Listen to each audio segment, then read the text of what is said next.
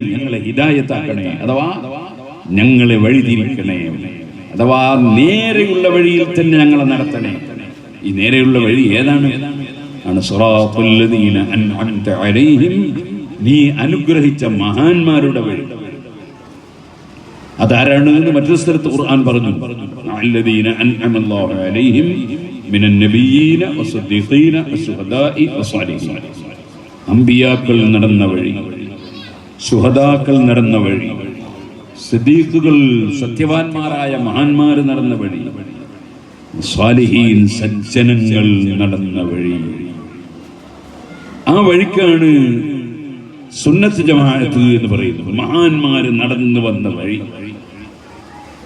ആ സുന്നത്ത് ജമാഅത്തിന്റെ ആശയം സ്വീകരിക്കാൻ കഴിഞ്ഞാൽ പരിപൂർണമായ ഹിദായത്ത് ലഭിച്ചവനാണ്.